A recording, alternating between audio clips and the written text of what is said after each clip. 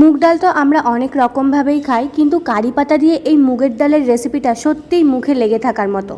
এর জন্য প্রথমে নিয়ে নিতে হবে মুগ ডাল। সেটাকে একটা প্রেসার কুকারে দিয়ে তার মধ্যে কিছুটা টমেটো দিয়ে ভালো করে সিদ্ধ করে নিতে হবে। এরপর কড়াইতে তেল গরম করে তাতে দিয়ে দিতে হবে শুকনো লঙ্কা, তেজপাতা, একটু জিরে। ভালো করে ফোড়ন দিয়ে তার মধ্যে দিয়ে দিয়েছি টমেটো বাটা আর আদা বাটা। ভালো করে নাড়িয়ে চাড়িয়ে নিয়ে তার মধ্যে কিছুটা কুচো করা টমেটো দিয়ে দিয়েছি। মশলার সঙ্গে টমেটোটাকে নাড়িয়ে নিয়ে তার মধ্যে দিয়েছি হলুদ আর একটু দিয়েছি চিনি।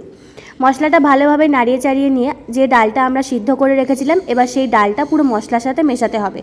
ভালো করে মশলার সাথে ডালটা যখন মিশে আসবে, দেখো ঠিক এরকম যখন হয়ে যাবে, এর মধ্যেই একটা তড়কা প্যানে খানিকটা তেল দিয়ে তার মধ্যে দিয়ে দিয়েছি একটা শুকনো লঙ্কা, একটু জিরে, কারি পাতা। ভালো করে রেডি করে ওই যে ডালটা ওখানে হচ্ছিল সেই ডালটার মধ্যে এটাকে মিশিয়ে দিতে হবে। ভালো করে ডালটার মধ্যে মিশিয়ে ডালটা ফুটে আসলে নামিয়ে নিতে হবে।